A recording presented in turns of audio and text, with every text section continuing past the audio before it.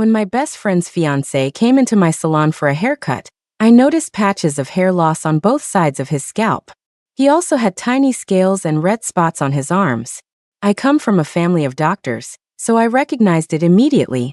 Syphilis-related hair loss. I had to warn her. My best friend, who hadn't taken her pre-wedding health screening seriously, needed to get herself checked out again and fast. After her appointment, the color drained from her face. "Thank God I'm still in the incubation period and can be treated," she said, her voice shaking. "Jenna, if you hadn't warned me, my life would be over. I'm breaking off the engagement right now." I thought I'd done a good thing, and that everything would work out. But I never expected my best friend to turn around and tell that scumbag I was the one who tipped her off. She didn't just break off the engagement, she threatened to expose him and ruin his reputation. So the scumbag decided to settle the score with me. He tied me up in a basement and infected me with his disgusting disease. Then he locked me away for a whole month, making me miss the critical window to get PEP treatment and prevent the infection. After I was rescued, my life was a living hell. I cried every single day. My best friend seized the opportunity to spread rumors to my boyfriend, telling him I had seduced the scumbag and gotten what I deserved. My boyfriend dumped me. Less than 3 months later, he and my best friend walked down the aisle. Heartbroken, I slit my wrists. My parents, devastated by the news of my suicide, soon died of grief. Then I opened my eyes. I was back. Back on the day I first noticed the hair loss on my best friend's fiancé. When it comes to haircuts, my girl Jenna is the best in the universe. Seriously, honey, you need to give Jenna a huge bonus later. First, to thank her for making you look so handsome. I'm so proud to be seen with you. And second, to praise her for turning down that A-list actress who offered a fortune to have her hair done on the same day as our wedding. She stuck by me, her ride or die bestie, to do my styling. What a champ. Olivia's voice pulled me out of my daze.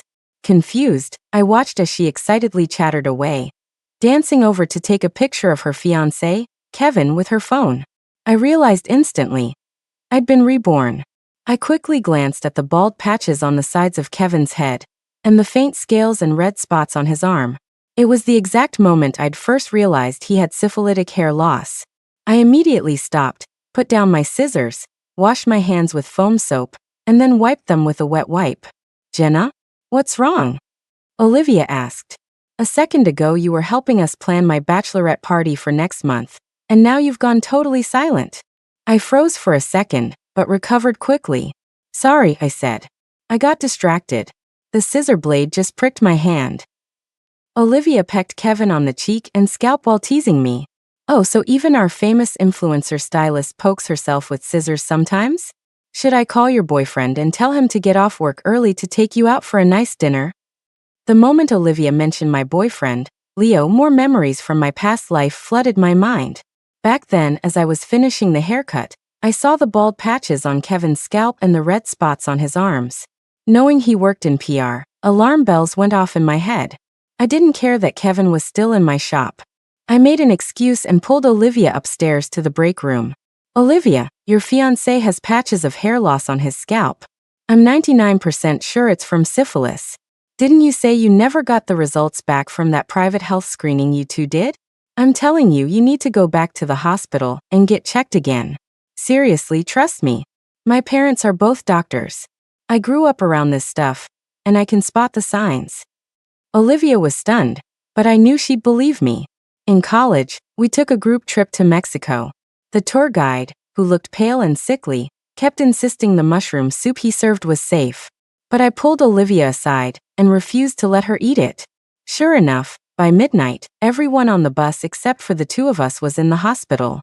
Olivia looked uncomfortable. After all, she had spent 2 years chasing the very handsome Kevin. But she squeezed my hand, her mind made up. "Jenna, I trust you. I'll go to the hospital later today."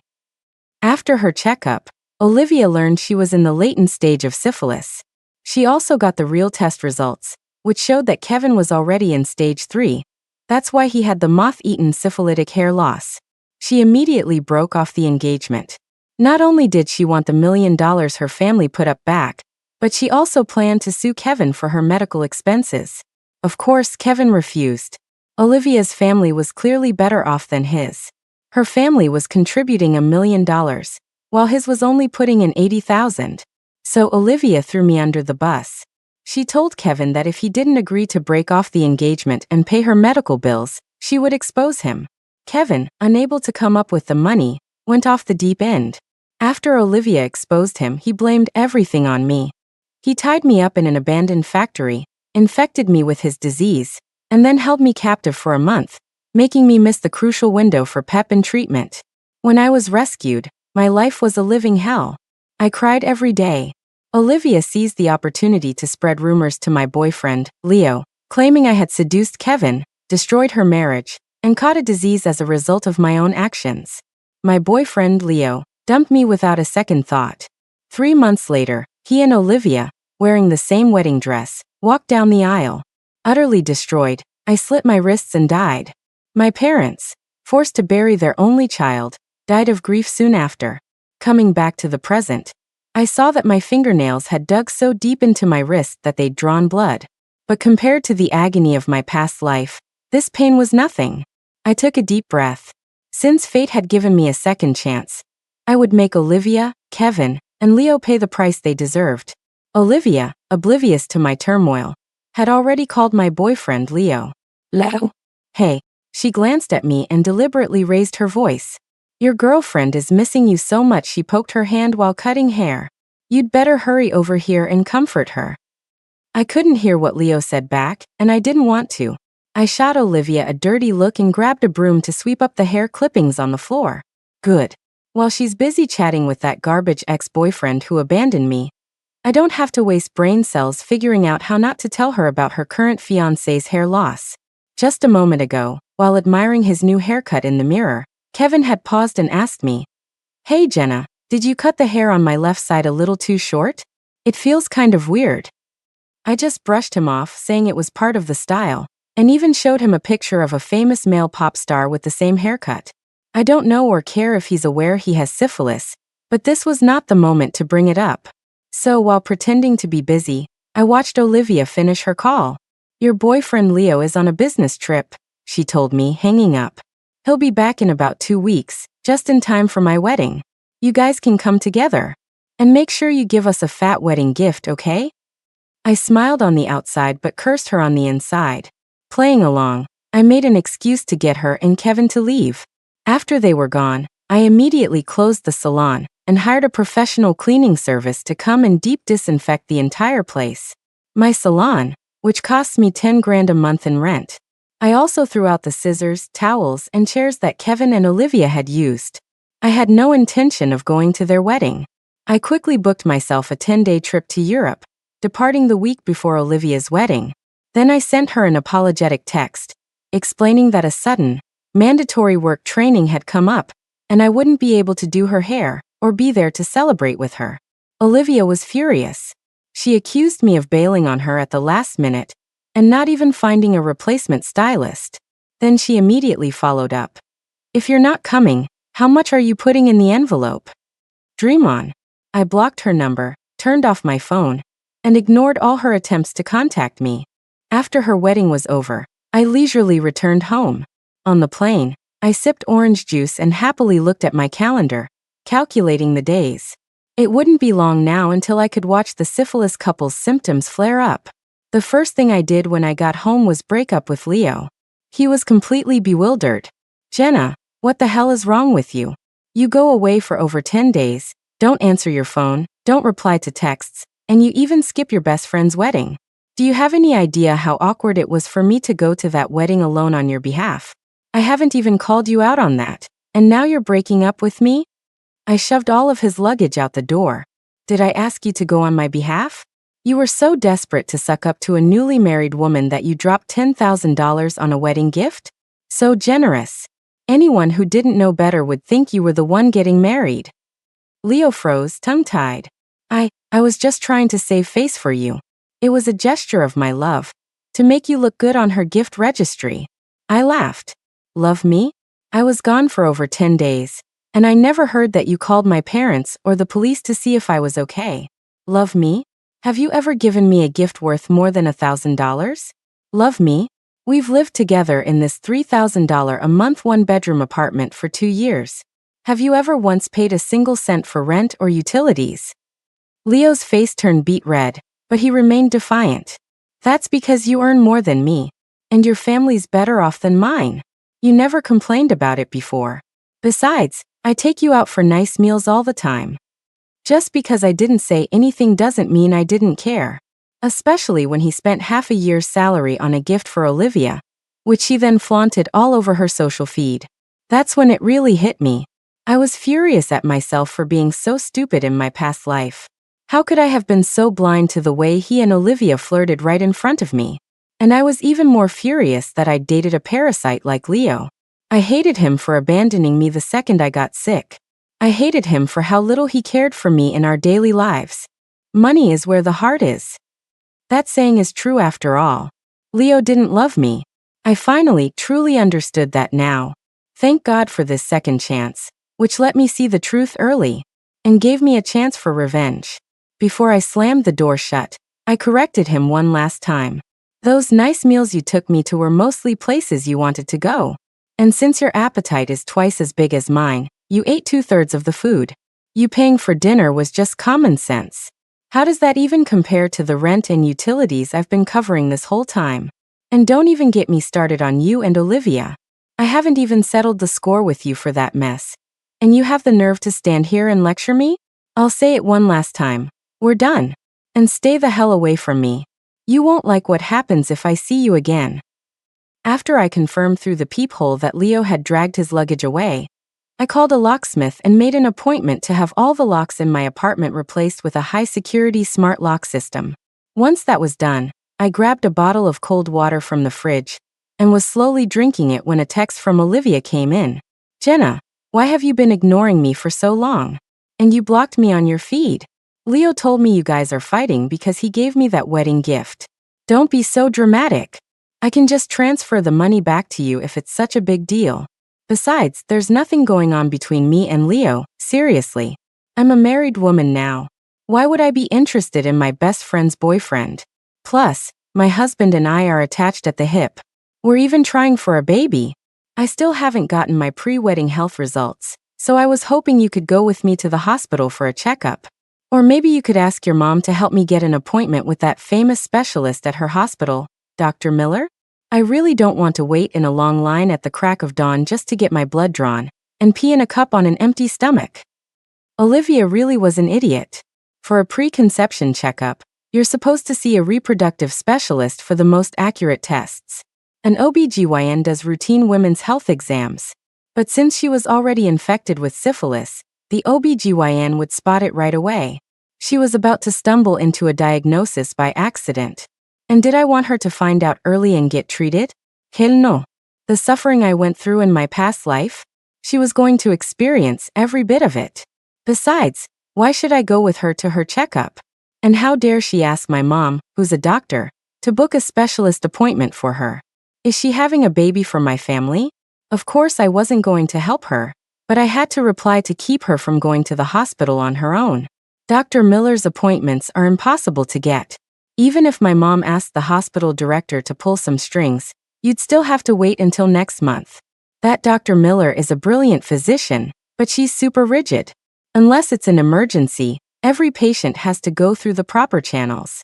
Why don't you try going back to the place where you had your first screening? I had just sent the message when Olivia fired back a furious voice note. What kind of specialist is that, acting all high and mighty? You think I can't get pregnant without her? I'm not going to that hospital.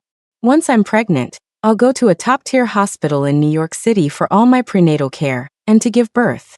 My husband said he has connections. They're way more reliable than some doctor in a local hospital. I couldn't help but laugh again. She was talking about top-tier hospitals as if it were a real classification. Even in NYC, the best you get are major research hospitals. My parents' hospital might just be a regional one, but it's still top 10 in the state. I took a deep breath, stifling my laughter, and replied, "You're so right, Olivia. Whatever you do, it has to be the best. You went to a VIP clinic for your pre-wedding screening, so of course you'd go to the best hospital in NYC for your pregnancy, or even go abroad. Olivia, completely missing the sarcasm, took it as a compliment. Her tone brightened. See, my bestie gets me. Fine, I forgive you for skipping my wedding for work. Gotta go. I need to pack for my honeymoon with my hubby. After hanging up, Olivia posted a photo of herself on the way to the airport. You could already see white spots and faint red patches on her face. Beside her, Kevin's hair was falling out in clumps, and his eyes looked sunken. Her caption was ridiculously cheerful. The universe loves me. Just when I was feeling too lazy to wear makeup but still wanted to look pretty, it gave me these cute little rose petals on my face. And my husband, with his new buzz cut, looks like the hot, bad boy hero from my favorite romance novels. So grateful for everything. I couldn't resist liking the post. It looked like Olivia's syphilis had progressed to stage 2, while Kevin's was in an even more severe stage. A month later, the syphilis couple's war began. Olivia found out that Kevin was using business trips as a cover to see a lover. She stormed into his office and discovered that his affair was with another man. She completely lost it. I spent 2 years kissing your ass. I went against my family and brought $1 million dowry and a condo to this marriage. And now that I'm pregnant, throwing up bile every day and covered in rashes, this is how you repay me? If you were cheating with a woman, fine, but a man? You're humiliating me. I'm getting an abortion this afternoon. Before Kevin could even explain, Olivia stormed off to the hospital to get an abortion. But the pre-procedure exam revealed she was in stage 3 of syphilis. Olivia refused to believe it. She insisted she was very careful about her personal hygiene. The doctor sighed and explained that syphilis can be transmitted through blood and sexual contact. It's a chronic, systemic disease that is long-lasting, dangerous, and can attack the central nervous system and many other organs. If contracted during pregnancy, it has likely already been passed to the fetus. An abortion now would cause irreversible damage to her body, and she might never be able to have children again. The doctor recommended conservative treatment. Keep the baby and begin aggressive treatment for both of them. Finally, the doctor asked the completely stunned Olivia, "Didn't you have a premarital health screening or a preconception checkup?" Olivia was full of regret. "I was too careless," she mumbled. "Doctor, can you still perform the abortion?" Just then, Kevin rushed into the hospital shouting, "You are not aborting my child. I'm your husband. I won't sign the consent form, so you can't do it." It's true that many hospitals, to avoid lawsuits, require a family member's signature for major and minor procedures. Plus, given the huge risk to Olivia and the fetus, the doctor also advised her to reconsider.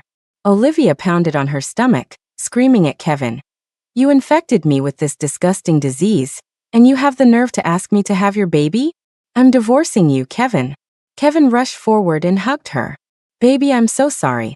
I was infected against my will too. And I swear to you, there's no other man and no other woman. At first, I thought I caught it from a hot spring I went to with a client. I was afraid to tell you because I didn't want you to worry. But thinking back, I think I got infected the day Jenna cut my hair. She gave me that spiky haircut, and my scalp felt weird on the sides afterward. I even asked her about it, and she just changed the subject. I looked it up. You can transmit diseases through blood on haircutting shears. If you don't believe me, look at the pictures you took of me that day." Sniffling, Olivia took out her phone. After looking at the photos, she had a sudden realization. It was Jenna. They always say to watch out for your best friend. She was just jealous that I found a handsome boyfriend and wanted to ruin our lives. Oh, and I remember now. She said she pricked her hand with the scissors that day. She must have used the scissors to infect you, honey, and then you infected me. Why am I so unlucky? The next day, on my way to work, the woman at the breakfast stand who usually smiled and greeted me immediately put on a mask. She handed me my order wearing 2 pairs of plastic gloves, which she then ripped off and threw away before scrubbing her hands with a wipe. I said my usual hello to Mr. Williams, the shoe repairman on the corner. He didn't even look up, just spat on the ground next to him. "Ugh, filthy woman," he muttered. I was baffled. "Who are you talking to?" My question made him shrink away. I was about to say more when my assistant called. "Jenna, where are you? A bunch of former clients are here at the shop. They're holding up lab reports and demanding compensation." I broke into a run and rushed to my salon. Mark, a regular for almost 2 years, threw a lab report at me. Jenna, you're a disgusting hairdresser spreading syphilis everywhere. Pay for my medical exam, and for all my future hospital bills. I knew something was wrong with me lately. It's because you infected me. A few female customers nearby also held out their reports. Hi, we've been coming here for a long time for cuts and color.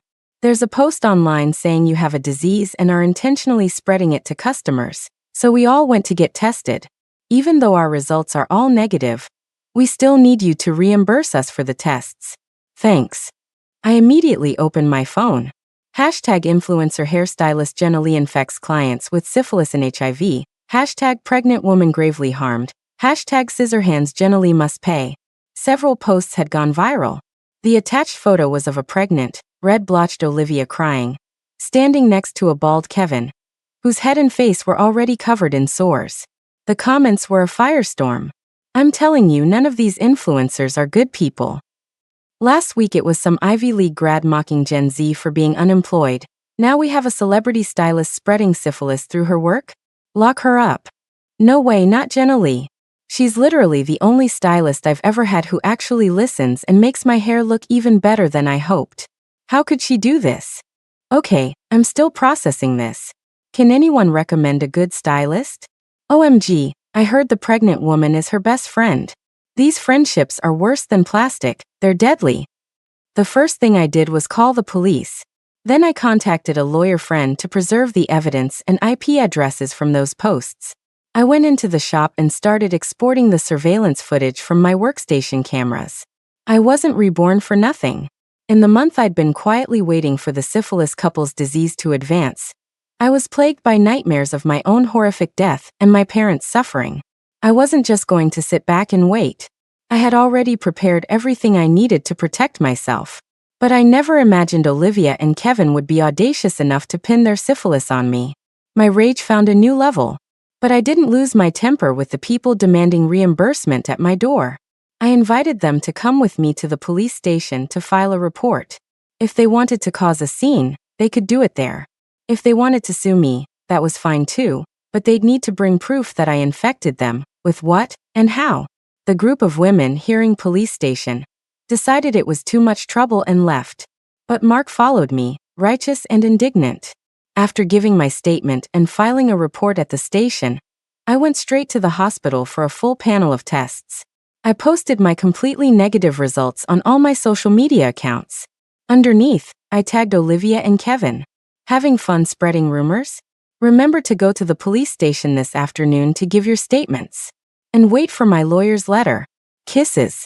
Then, I anonymously tipped off a gossip account, sending them photos I'd paid someone to take of my ex-boyfriend Leo and Olivia checking into a hotel while I was in Europe. I blurred his face just enough. Soon those posts were trending too. Nosy netizens got to work. They quickly unearthed Leo's social media accounts, which he'd always claimed not to have. On his private X and Instagram, he documented his growing obsession with his girlfriend's best friend. How he met Olivia behind my back again and again. How he begged her not to get married. How after her wedding he desperately got plastic surgery and started bodybuilding, begging her to divorce her husband and be with him. Like everyone else, I was shocked by the depth of his simpering. Then I found the answer in a post from a year ago, the very first one he ever made.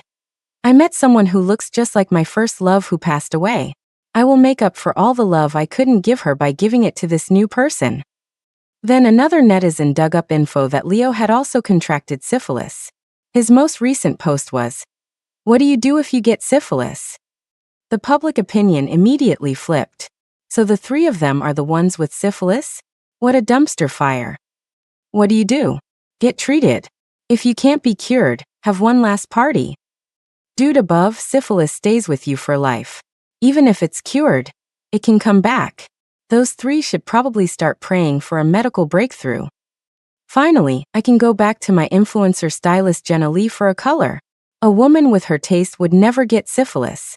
But dating that guy who was just using her as a stand-in for his dead ex? That's the biggest L of her life. Sis, focus on your career. I'm buying a membership to support you. I knew it.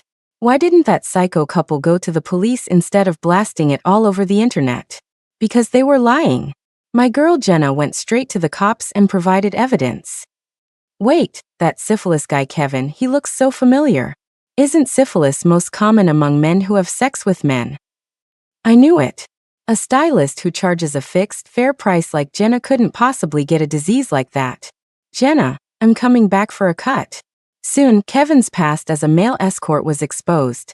His former client was a powerful producer in the film industry who had been in a messy divorce, even physically fighting his ex-wife over company assets. 2 years later, the producer went to prison for embezzlement. Without his sugar daddy, Kevin couldn't maintain his lavish lifestyle and went looking for a new target. Olivia appeared, and since he was thinking about settling down and having a family, he married her. But he was already a carrier for syphilis. It had just flared up again before the wedding, and he passed it to her.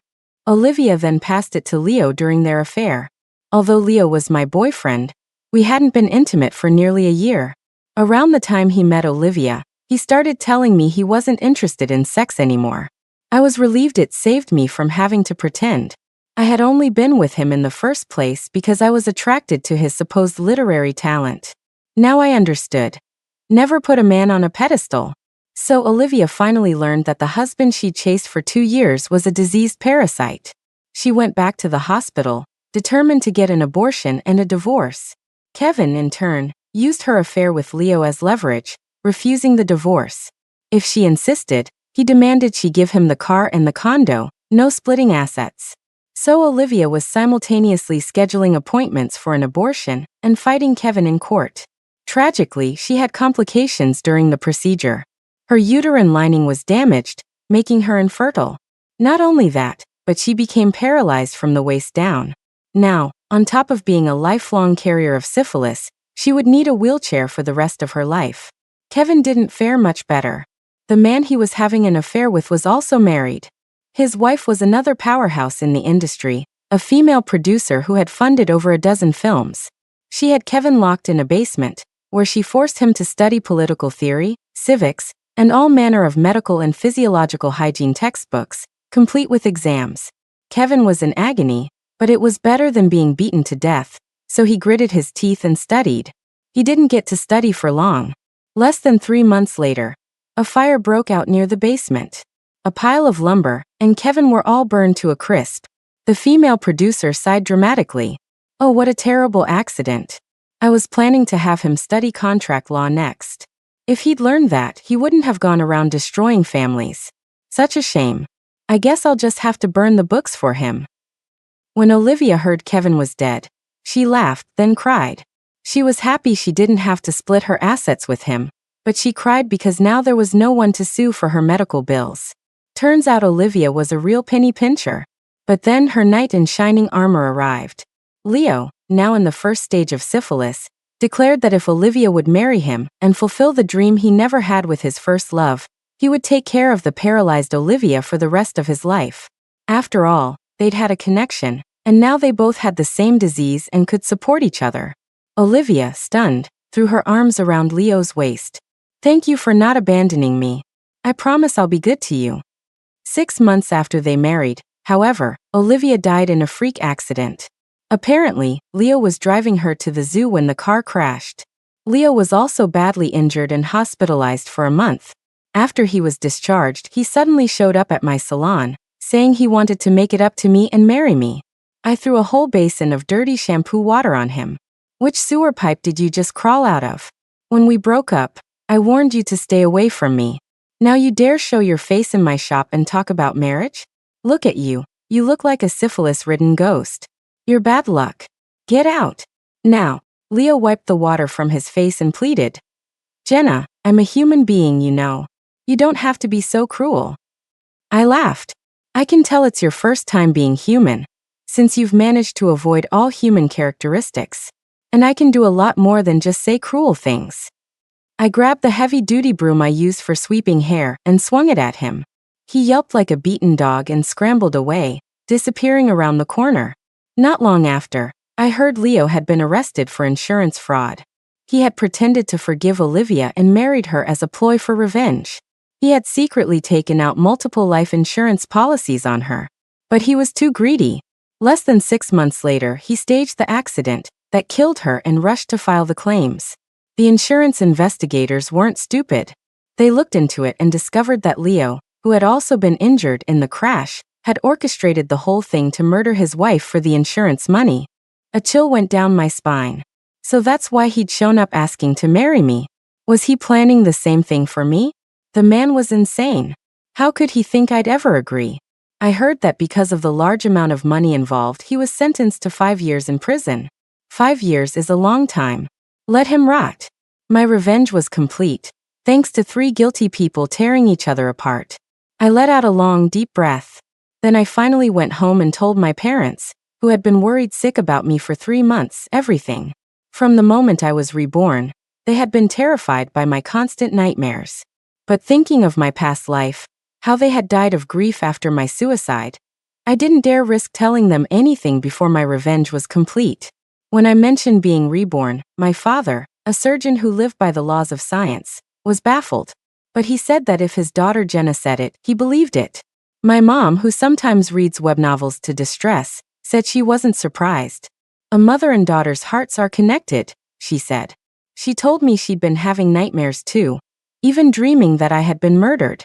In her dream, she knelt before a bodhisattva and begged to trade 10 years of her own life for my rebirth. Tears streamed down my face.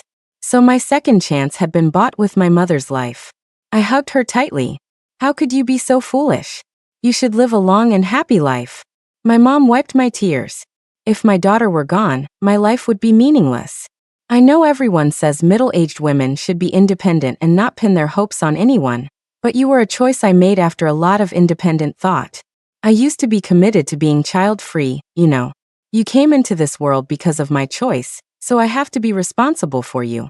And because of you, I have a new way of looking at the world. Because it's you, I cherish and am grateful for every day to come.